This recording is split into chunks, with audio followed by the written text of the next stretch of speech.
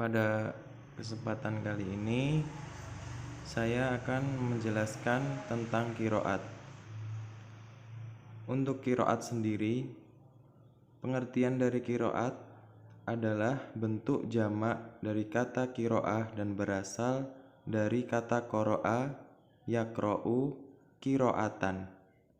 Secara istilah, qiraah merupakan salah satu aliran dalam mengucapkan Al-Quran yang dipakai oleh salah seorang imam qura' yang berbeda dengan lainnya dalam hal ucapan Al-Quranul Karim. Qiraah ini berdasarkan sanad-sanadnya sampai kepada Rasulullah SAW. Kemudian untuk sejarah perkembangan qiraat.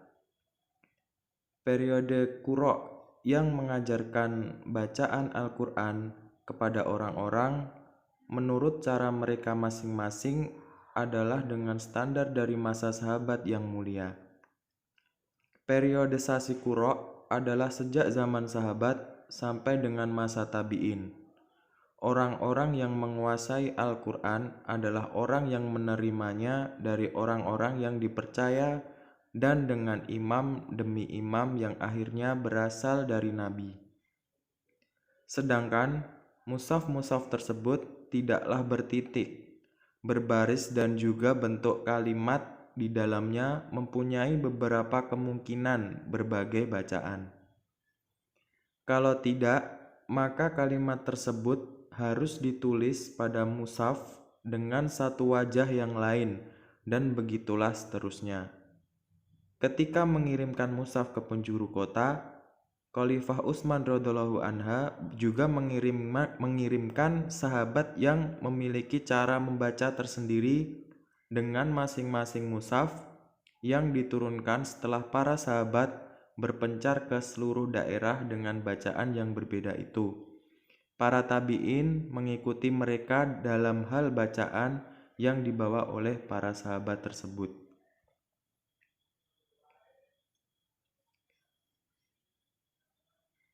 Itulah sejarah timbulnya qiraat dan macam-macamnya.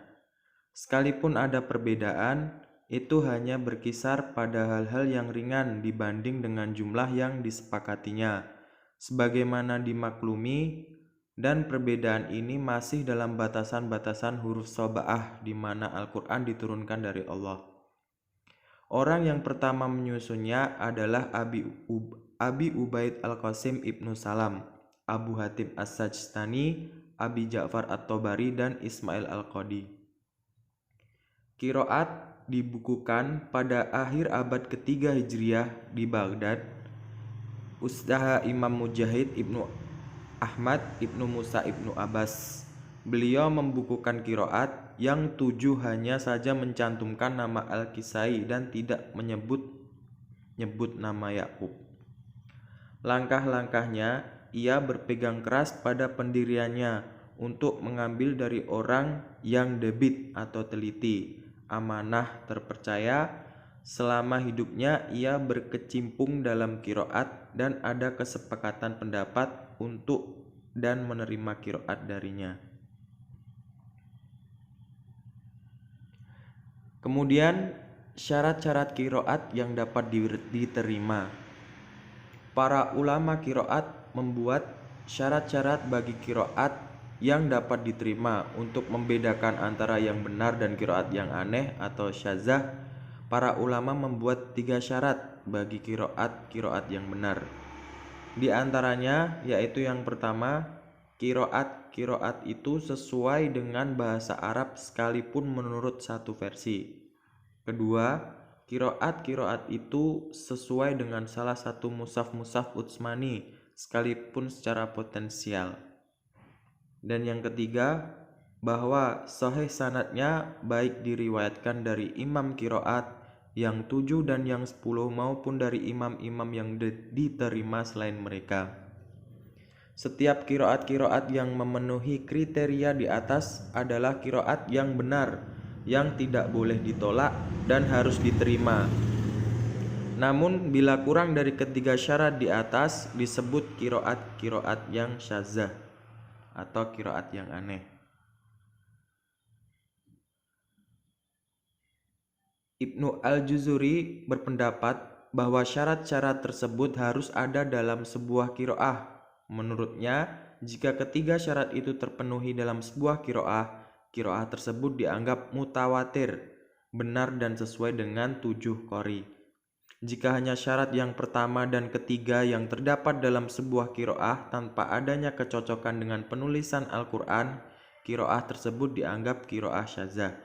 Sebagaimana pendapatnya Abu Darda, Umar, Ibnu Mas'ud, dan yang lainnya, menurut mereka bacaan-bacaan tersebut dianggap kiroah syadzah karena dianggap tidak sesuai dengan pola penulisan Al-Quran yang disepakati oleh para ulama. Oleh karena itu, kiroah syadzah tidak boleh dibaca di dalam atau di luar sholat. Jika di dalam suatu bacaan hanya terdapat 2 syarat, yang pertama dan kedua, bacaan tersebut dianggap lemah dan syadz. Jika suatu kiroah tidak ada sanadnya, kiroah tersebut tidak dianggap syadz, tetapi dianggap kiroah buatan dan dihukumi kafir bagi siapa saja yang sengaja melakukannya, walaupun kiroah tersebut sesuai dengan arti atau pola penulisan Al-Quran ataupun salah satunya. Yang dimaksud dengan sesuai dengan kaidah bahasa Arab adalah meskipun dari satu segi adalah tidak menyalahi satu segi-segi qawaid bahasa Arab, baik itu bahasa Arab yang paling fasih ataupun sekedar fasih atau berbeda sedikit tetapi tidak sampai mempengaruhi maknanya.